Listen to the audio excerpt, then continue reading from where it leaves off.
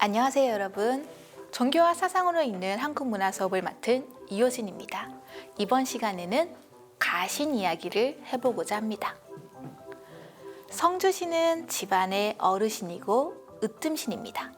성주신은 집안의 모든 일을 하는 공간인 대청마루 및 대뒷보에 위치하여 집안 전체를 관장하며 가옥신으로서의 기능도 합니다. 성주는 가옥을 관장하는 신으로서 새로이 집을 짓게 되면 가장 먼저 모시는 신령입니다. 다른 가신들은 새 집이 마련되면 자연스럽게 여기저기 자리를 잡고 들어오는데요. 성주는 집을 새로 짓거나 이사했을 때 정식으로 초빙한다는 점에서 그 중요도를 알 수 있습니다. 이 초빙 의식을 제주도에서는 성주풀이라고 합니다. 성주는 그 집안의 가장과 매우 밀접한 연관을 갖는데 그래서인지 성주는 여러 신령들 가운데 가장격에 해당합니다. 지역에 따라서는 성주조왕이라 하며 둘을 부부로 보는 경우도 있다고 하죠. 성주는 집안을 지키고 평안에 관여를 하기 때문에 소홀히 모시지 않도록 하며 매년 혹은 몇 년에 한 번이라도 모시는 의례를 합니다. 가신신앙의 경우 대체로 여성이 주체가 되지만 성주일에는 가장이 맡는 경우가 많습니다. 반면 여성의 활동 공간이었던 부엌에서 섬기는 조왕은 육아, 재산 등을 관여합니다. 이것은 전통적인 부권 중심화의 가족주의 제도가 반영된 것입니다. 신체는 극의 단지 형태와 종이 형태로 구분될 수 있습니다. 단지 형태는 단지 안에 쌀과 같은 곡식을 넣습니다.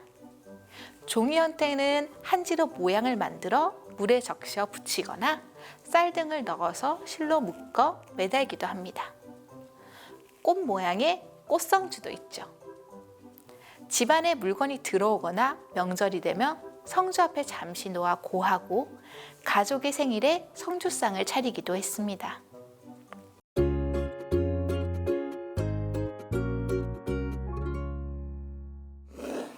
조왕신은 부를 주관하며 재산 관리를 하고 자녀를 거두어 줍니다.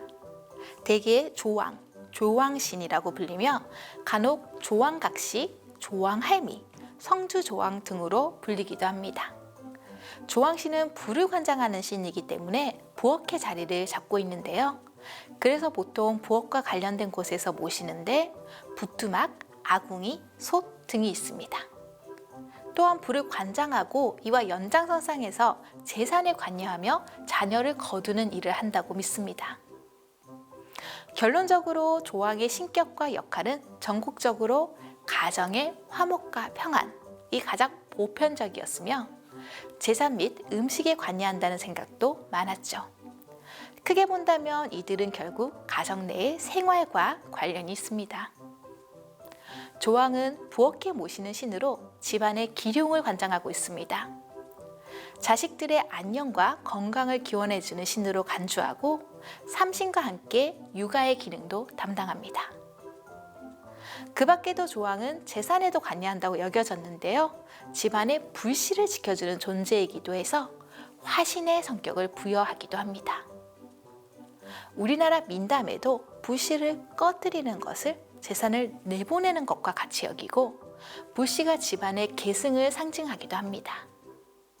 이것은 시어머니에게서 며느리로 이어지며 불씨를 잘 관리하는 것이 집안이 복을 받는다고 생각하는 전통과도 관련이 있습니다.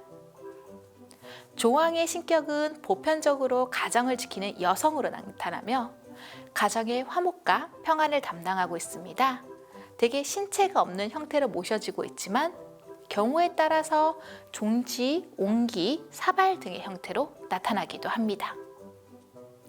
신체가 있는 경우 조왕 중발로 불리는 사기 그릇에 매일 아침 깨끗한 물로 갈아줍니다.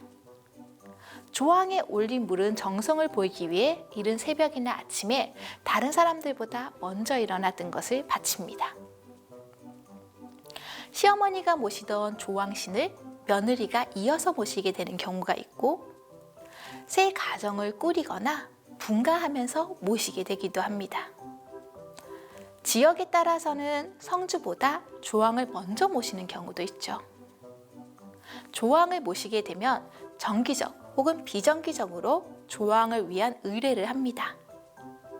정기적으로는 동짓날, 가을거지, 섣달 금은날, 제삿날 드리고, 비정기적인 경우는 가정에 우한이 있을 경우에 의례를 행합니다. 현재는 현대식 부엌으로 인해서 더 이상 불씨를 피우거나 아궁이를 쓰지 않기 때문에 조왕신을 모시는 모습을 보기가 힘들어졌습니다.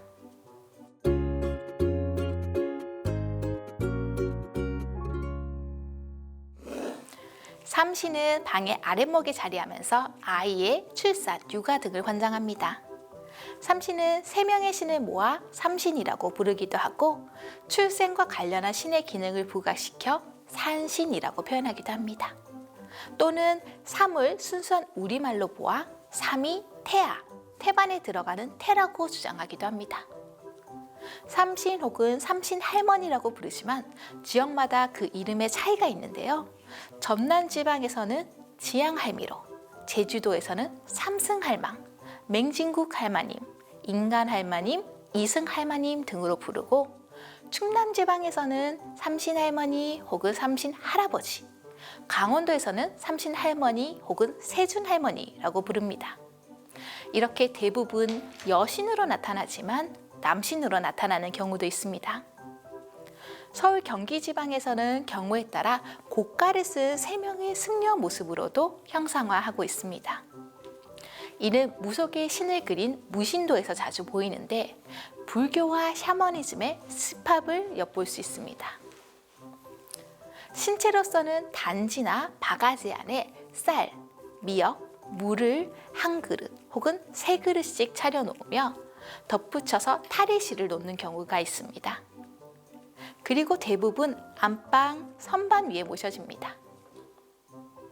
구전에 따르면 삼신 중 첫째 신은 아기를 배게 해주는 신이고, 둘째 신은 아기를 낳게 해주는 신이며, 셋째 신은 아기를 크게 해주는 신이라고 합니다. 또 첫째 신은 살을 주고, 둘째 신은 뼈를 주고, 셋째 신은 혼을 준다고 합니다.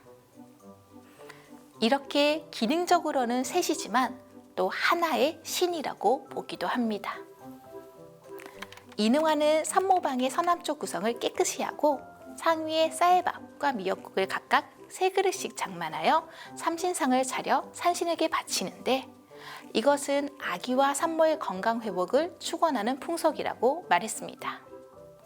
그리고 의식이 끝나면 삼신상에 놓았던 미역국과 밥을 산모가 먹는다고 설명했습니다. 현대에도 아기의 100일에 삼신상을 차리는 사람들이 있죠.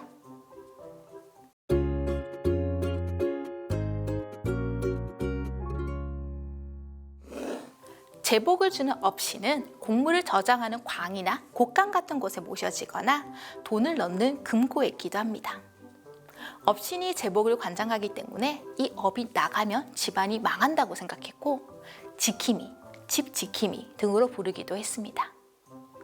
업신의 대상은 사람일 수도 있고, 구렁이, 족제비, 두꺼비 등의 동물일 수도 있습니다. 그 중에서 가장 보편적인 것은 구렁이 업신 신앙입니다. 구렁이는 계절에 따라 몸을 숨겼다가 나타나고 허물을 벗으면서 주기적으로 재생하는 특징을 통해 달에 비유되기도 하는데요. 또한 뱀, 구렁이, 이무기 등은 용신앙과도 관련이 있기도 합니다. 이러한 신비로움을 통해 사람들은 구렁이를 영물적인 존재로 인식했던 게 아닐까요? 두꺼비 업신 역시 이런 신비함과 연결이 됩니다. 중국에서는 예부터 두꺼비가 달의 정령이며 토끼와 함께 달에 사는 동물로 믿어져 왔다고 합니다. 우리나라의 강서 고분의 천장 1월화의 달 속에는 영생불사의 두꺼비가 그려져 있습니다. 두꺼비를 아껴 기른 처녀가 뱀에게 희생되기 전에 두꺼비에게 구출된 이야기도 있죠. 부잣집에서 고이 모셨던 금두꺼비는 이런 업신으로서의 두꺼비의 모습이라고 볼 수 있을 것입니다. 여러분, 집 밖에도 가신들이 살았답니다. 예전에는 화장실을 측간이라고 했죠. 이 화장실에 사는 가시는 측신이라고 부르는데, 측신은 집안에 안 좋은 살을 거두어주는 역할을 합니다. 무속신화에서 조왕신과 측신을 처첩 관계로 나타내곤 하는데, 부엌과 화장실을 멀게 해야 된다는 사실을 상징적으로 드러낸다고 할 수 있죠. 또한 외부와의 접촉 통로인 대문에는 숨은 신이 있어 집안에 들어오는 액사를 방지하고 중요한 성주를 보호하고 지켰습니다. 담장에는 사신이 성주를 보호하는 기능을 했죠. 또한 집터를 관장하며 집안의 애군을 거두어주고 제복을 주는 터주신도 있으며, 농사를 짓는 집에서 외양간에 우마신을 모시기도 했습니다. 감사합니다.